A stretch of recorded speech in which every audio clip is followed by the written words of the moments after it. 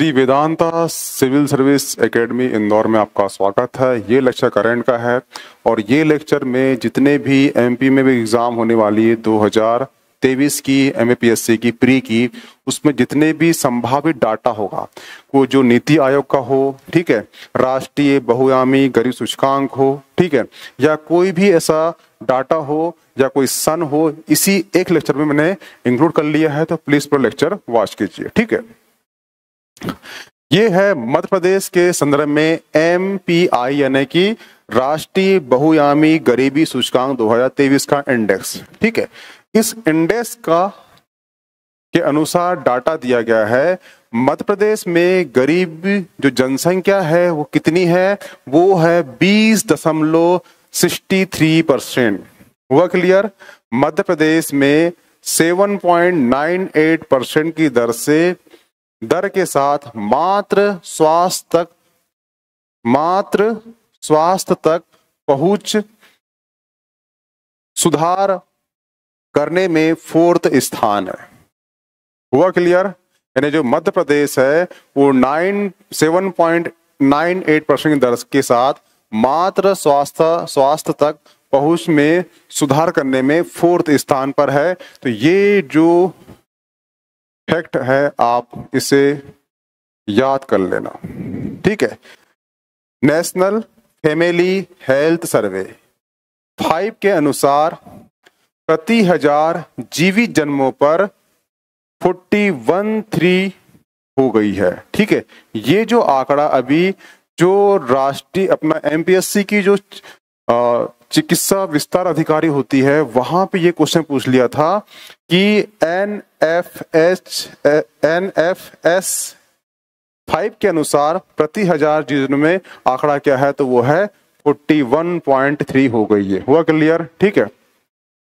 MPI यानी कि राष्ट्रीय बहुआयामी गरीब सूचकांक 2023 के अनुसार राज्यों के वंचित स्वच्छता तक पहुंच प्रदान करने में MP का कौन सा स्थान है, तो वो 5 स्थान है, यानी कि 5वां स्थान है, ठीक है। जो चौथा स्थान है वो मात्र स्वास्थ्य तक पहुंचने में 4था स्थान है, और जो वंचित वर्गों तक स्वच्छता पहुंचाने में MP का कौन सा स्थान है, वो 5वां स्थान है। वंचितों को पेयजल उपयोग करने में मध्य प्रदेश का कौन सा स्थान है, तो वो 8वां स्थान है। हुआ क्लियर? ठीक है। बिजली उपलब्ध कराने पर मध्य प्रदेश का कौन सा स्थान है, तो वो है 6वां स्थान है। MPI यानी कि राष्ट्रीय बहुआयामी गरीब सूचकांक 2023 के अनुसार वंचितों को बैंक खाता तक पहुंच प्रदान करने में मध्य प्रदेश का 9वां स्थान है। तो जितने भी ये भी MPI यानी बहुआयामी गरीब सूचकांक 2023 का जो आंकड़े हैं, इसमें MP कौन कौन से स्थान है, 9वां, 5वां, 4वां, ठीक है। इसे आप याद कर लेना क्योंकि यहां से क्वेश्चन आने की पूरी संभावना है। ये डाटा है पूरा कुछ जो साल भर का है, ठीक है। प्रथम चरण में CM राइस स्कूल संचालित हुए कितने? 370 CM राइस स्कूल प्रथम चरण में संचालित होंगे। आदि गुरु शंकराचार्य की जो मूर्ति है उसकी हाइट कितनी है, तो वो हाइट है 108 फीट। ये कहाँ स्थापित की गई है, तो ये खंडवा जिले में ओमकारेश्वर में स्थापित की गई है।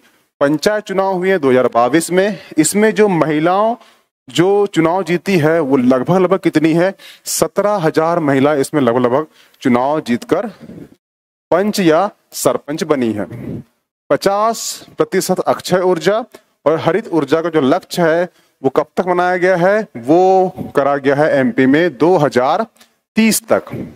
मध्य प्रदेश पवन ऊर्जा में जो रैंक है वो 8वीं है। मध्य प्रदेश की लघु पन बिजली रैंक 4th रैंक है, और मध्य प्रदेश की बायोमास पावर में जो रैंक है वो 2nd रैंक है, और मध्य प्रदेश की जो सौर ऊर्जा रैंक है वो 4th रैंक है। तो जितनी भी रैंक है ये आपको याद होना चाहिए। मध्य प्रदेश में नहर प्रणाली कुल सिंचाई क्षेत्र कितना परसेंट है नहर से, यानी कि नहर से कितने परसेंट क्षेत्र में सिंचाई होती है, तो वो है 17.92%। इस प्रकार का क्वेश्चन जो है 2022 के पीटी में आ चुका है। ठीक है, तो यहां से भी क्वेश्चन उठ सकता है, तो ये आप फेट को आईएमपी कर लेना। ग्रामीण क्षेत्र में शुद्ध पेयजल उपलब्ध कराने का लक्ष्य कब तक है, तो ये 2024 तक है। 2022 में 5G तकनीक आरंभ करने वाला भारत के चुनिंदा शहरों में उज्जैन भी शामिल है। ठीक है, तो ये याद रखना, जो एमपी का जो उज्जैन है, यहां से 5G तकनीक आरंभ हुई थी, एमपी प्रथम है और भारत के चुनिंदा शहरों में है। धन्वंतरी आयुर्वेदिक कॉलेज कहां पर है, ये उज्जैन में है। धन्वंतरी आयुर्वेदिक कहां पर है, ये उज्जैन में है। और ये एमपी का पहला आयुर्वेदिक कॉलेज भी है और अपना हॉस्पिटल भी है। जो एमपी का आयुर्वेदिक कॉलेज पूछे प्रथम या आयुर्वेदिक हॉस्पिटल पूछे, ये कहां पर स्थित है, ये उज्जैन में है। क्या नाम है, तो वो है धन्वंतरी आयुर्वेदिक कॉलेज। हुआ क्लियर। इंदौर भारत का 7 स्टार कचरा मुक्त शहर है। हुआ क्लियर, इसको भी आप आईएमपी कर लीजिए। मध्य प्रदेश की प्रति व्यक्ति आय कितनी है, 1,40,583। और मध्य प्रदेश की प्रति व्यक्ति आय स्थिर कीमत पर पूछेगा आपसे, तो उसका आंसर है 65,023 रुपए। हुआ क्लियर। ये दो फैक्ट को भी आप याद कर लेना, ये 2023 का डाटा है वाला।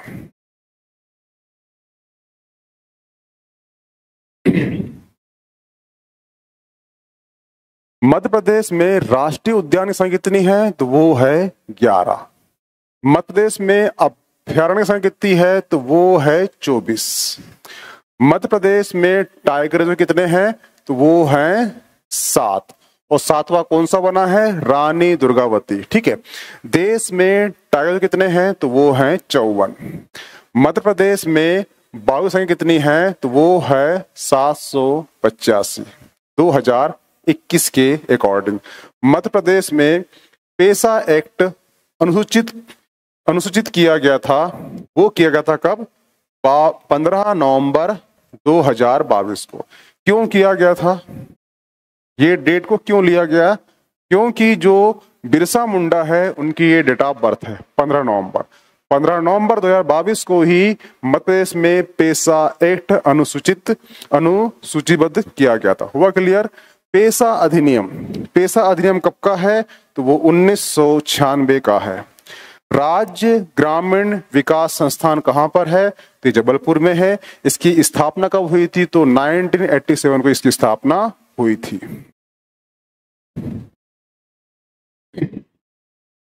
ये है नेशनल फैमिली हेल्थ सर्वे 5 के आंकड़े। ठीक है, मध्य प्रदेश में सर्वाधिक लिंगानुपात वाला जिला कौन सा है, देखना, ये अगर पूछेगा तो ये डाटा इंक्लूड करना है। अगर 11 के पूछेगा तो वो मैं बता चुका हूं आपको एक लेक्चर पहले ही। ठीक है, मध्य प्रदेश में सर्वाधिक लिंगानुपात वाला जिला कौन सा है, तो वो अब सिवनी हो चुका है, जिसका लिंगानुपात 10:9 हो चुका है। मध्य प्रदेश में न्यूनतम लिंगानुपात वाला जिला कौन सा है, तो वो है सीहोर। मध्य प्रदेश में न्यूनतम बाल विवाह कहां पे होता है, तो ये होता है बालाघाट में। उसका परसेंट कितना है, तो 4.4% है। मध्य प्रदेश में सर्वाधिक महिला साक्षरता वाला जिला कौन सा है, तो वो है इंदौर। मध्य प्रदेश में सर्वाधिक पेयजल वाला जिला कौन सा है, तो वो है नरसिंहपुर। और यहाँ का एक जिला एक उत्पाद के तहत तुअर दाल है। प्रवासी भारतीय सम्मेलन कहाँ मनाया गया 2023 का, वो मनाया गया है इंदौर में। ठीक है, कौन सा मनाया गया है, वो मनाया गया है 17वां। क्यों मनाया जाता है, 9 जनवरी 1915 को महात्मा गांधी दक्षिण अफ्रीका से भारत आए थे, इसलिए। कब से मनाया जा रहा है, तो ये मनाया जा रहा है 2003 से, और 2015 से इसे प्रति वर्ष 2 वर्षों में मनाया जा रहा है। ठीक है, ये किसके दिमाग की उपज थी, तो ये दिमाग की उपज किसकी थी? ये थी लक्ष्मीमल सिंघवी की। ये आप फेट को 5 स्टार लगाकर इसको लिख लो, क्योंकि ये जो प्रवासी भारतीय है ये वर्तमान में 2023 में इंदौर में हुआ है। तो ये पूछ सकता है प्रवासी भारतीय दिवस किसके दिमाग की उपज थी? तो वो थी लक्ष्मीमल सिंघवी की। मध्य प्रदेश में 2022 की गणना के अनुसार वायु संख्या कितनी है? तो वो है 750। ये डाटा भी आपको याद होना चाहिए। Tiger main of India Kailash Sankhla को कहा जाता है। ये भी फैक्ट याद होना चाहिए, क्योंकि सबसे ज्यादा टाइगर एमपी में है। तो ये यहां से क्वेश्चन उठ सकता है कि टाइगर मेन ऑफ इंडिया किसे कहा जाता है? तो वो है कैलाश सांखला। मध्य प्रदेश सर्वाधिक वायु की वृद्धि कितनी हुई है? यानी जो एमपी में वृद्धि हुई है वो कितनी हुई है? वो हुई है 259 की। ठीक है। टाइगर प्रोजेक्ट की संख्या, टाइगर प्रोजेक्ट की शुरुआत कब हुई थी? वो हुई थी 1 अप्रैल 1973 को। ये फैक्ट क्यों याद करना है? क्योंकि इसे 50 साल हो चुके हैं 2023 में, इसलिए ये फैक्ट याद रखना है। और एक क्यों याद करना है? क्योंकि एमपी जो है सर्वाधिक बाघों वाला राज्य बन चुका है। तो यहां से क्वेश्चन उठेगा टाइगर प्रोजेक्ट की शुरुआत कब हुई थी? 73 तो आपको याद होगा, परंतु आपको याद रखना है 1 अप्रैल। हुआ क्लियर? ये है राष्ट्रीय वन संरक्षण रिपोर्ट 2021। 2021 में जो एमपी का डाटा है इसमें इंक्लूड किया गया है। तो मध्य प्रदेश में कुल वन क्षेत्र कितने हैं? 77,492.60। ठीक है। कुल वन क्षेत्र में वृद्धि कितनी हुई है? तो वो हुई है 10.8 वर्ग किलोमीटर में वृद्धि हुई है। क्योंकि जो इसके पहले 19 में जो रिपोर्ट आई थी उसका जो डाटा था वो इतना था। ठीक है। अब बढ़ के इतना हो चुका है। मध्य प्रदेश में सबसे बड़ा वन क्षेत्र कौन सा है? तो वो है बालाघाट। हुआ क्लियर? मध्य प्रदेश में सबसे कम वन क्षेत्र वाला जिला कौन सा है? तो वो है उज्जैन। वो दोनों हैं, उज्जैन क्षेत्रफल में भी है और प्रतिशत दोनों में ही है। सबसे कम वन क्षेत्र पूछा क्षेत्रफल में उज्जैन, प्रतिशत में पूछा उज्जैन, दोनों उज्जैन है। ठीक है। वन क्षेत्र में सर्वाधिक वृद्धि कहाँ हुई है? तो वो भिंड में हुई है। सर्वाधिक कमी कहाँ हुई है? तो बड़वानी में हुई है। हुआ क्लियर?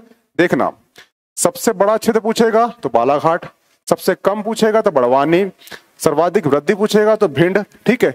और क्षेत्रफल में सबसे कम क्षेत्र पूछेगा, क्षेत्रफल हो या प्रतिशत में, तो दोनों उज्जैन है। ठीक है। वृद्धि पूछेगा आपसे तो भिंड में, सर्वाधिक कमी कहाँ हुई पूछेगा तो बड़वानी। हुआ क्लियर? देखना, ये कंफ्यूज मत करना इसमें कि जो सबसे ज्यादा बड़ा वन क्षेत्र पूछेगा तो वो बालाघाट जिला है। ठीक है। प्रतिशत पूछे या फिर वो पूछे क्षेत्र पूछे, सबसे कम वन क्षेत्र प्रतिशत में पूछे या क्षेत्र में पूछे, उसका एक ही आंसर है उज्जैन। अब आपसे क्वेश्चन पूछेगा सर्वाधिक वृद्धि कहाँ हुई है? तो वो भिंड में हुई है। सर्वाधिक कमी कहाँ हुई है? तो ये हुई है बड़वानी में हुई है। हुआ क्लियर? सर्वाधिक अतिसघन, अतिसघन पूछे या सघन पूछे, दोनों का आंसर एक ही है, वो है बालाघाट। तो बालाघाट का 3 सारा आंसर हो गए। सबसे बड़ा वन क्षेत्र अतिसघन, सघन, बालाघाट। सर्वाधिक खुले वन क्षेत्र कहां पर है? तो वो है श्योपुर में। हुआ क्लियर? नीति आयोग सतत विकास मध्य प्रदेश, नीति आयोग एक रिपोर्ट जारी करता है। उस रिपोर्ट के अकॉर्डिंग एमपी का क्या स्थान है वो इसमें इंक्लूड किया गया है। सबसे गरीबी के मामले में एमपी देश में कौन सा स्थान प्राप्त करता है? तो वो है 24वां। हुआ क्लियर?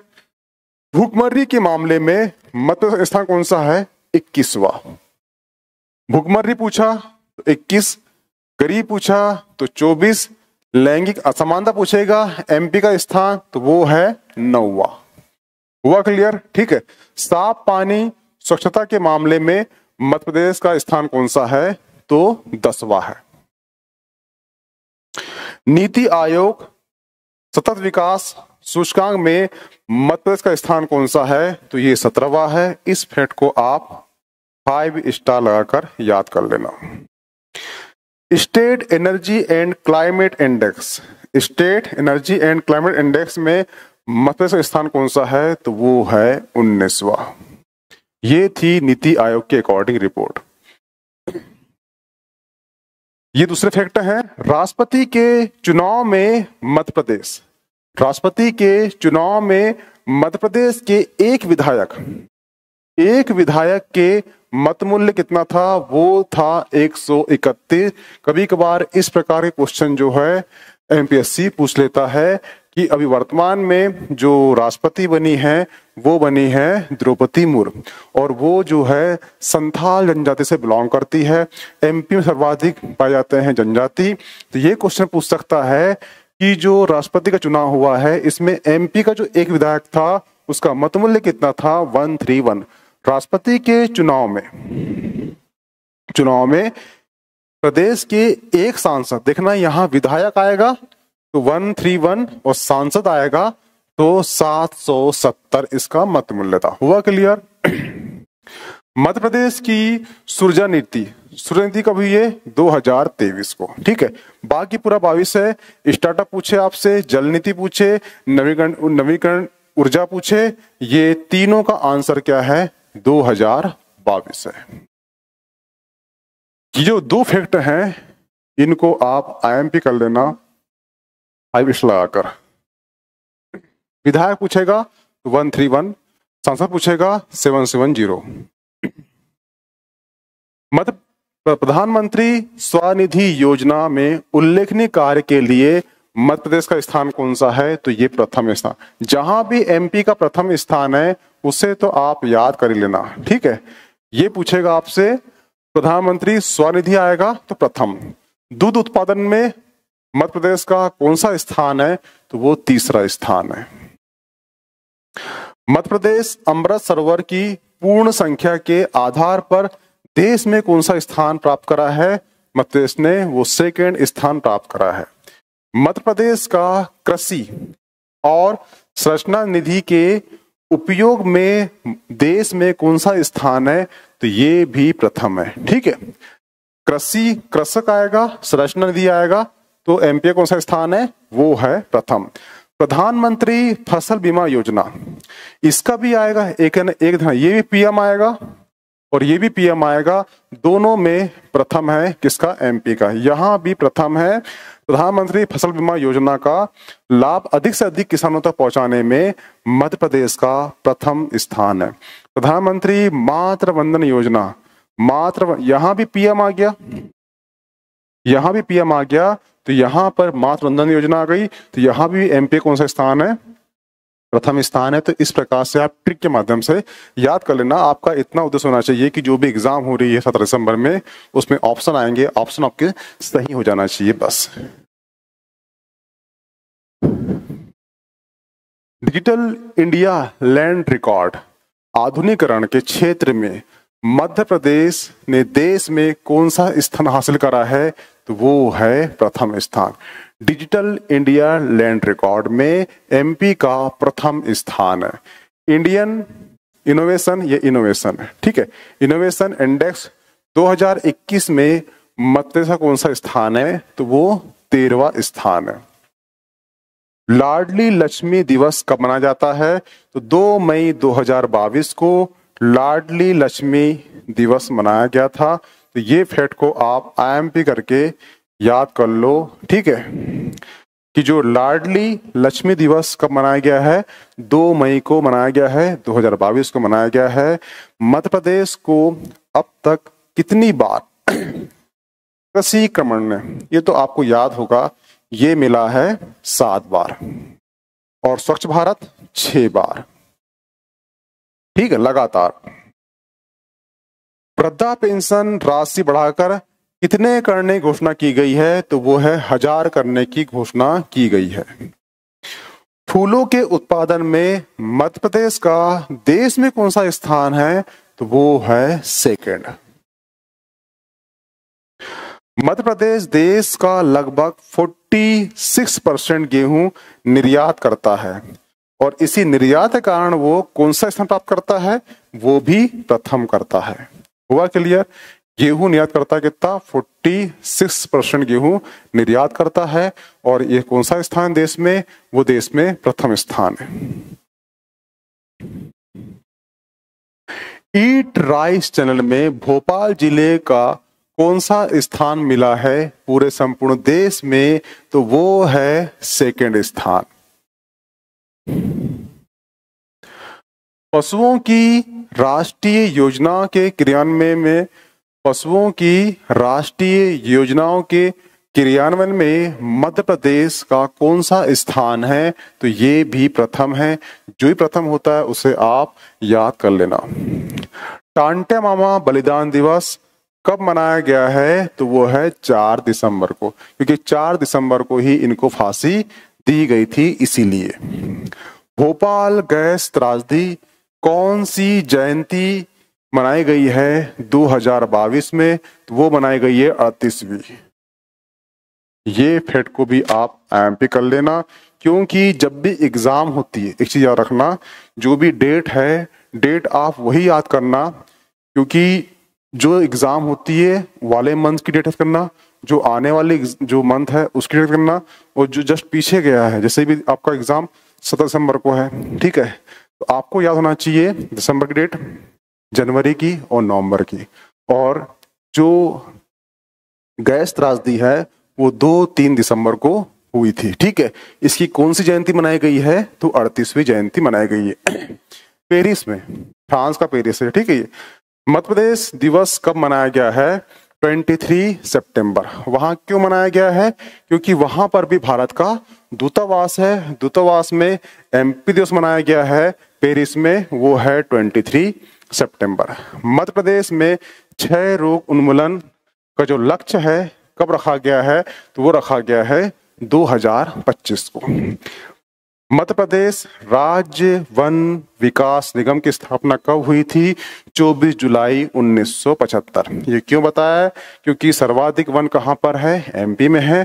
तो यहां से क्वेश्चन उठेगा कि राज्य वन विकास निगम की स्थापना कब हुई है? आपको याद होगा 75 में तो हुई है, 1975 में तो हुई है, आपको याद होगा, परंतु वहां पूछेगा आपकी डेट, वो है 24 जुलाई 1975।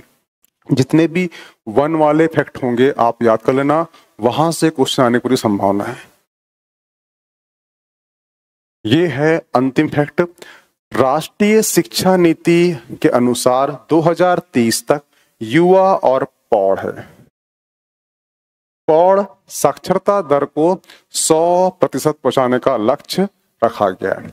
यानी वो युवा हो या प्रौढ़ हो, दोनों को 2030 तक 100% तक पहुंचाने का लक्ष्य रखा गया है। तो ये थे एमपी के डेटा वाले सारे फैक्ट। इसमें रिपोर्ट के हो, कोई सन हो, जो भी डाटा हो, इसमें मैंने सारे डाटा को इंक्लूड कर लिया है, ठीक है। अब मैं कल जो लेक्चर लाऊंगा वो लाऊंगा जनसंपर्क जो एमपी की साइट है, वहां जितने भी क्वेश्चन हुए होंगे अब तक वो इस ईयरली क्वेश्चन ला दूंगा, ठीक है। तो उससे भी आपके कई सारे जो एग्जाम होगी अभी 17 दिसंबर को पीएससी का, उसमें आपको ज़्यादा हेल्पफुल होगा, ठीक है। ये जो पीडीएफ है आपको श्री वेदांता एकेडमी के टेलीग्राम चैनल प्राप्त हो जाएगी, तो प्लीज़ उसे ज्वाइन कर लीजिए। Okay, thanks.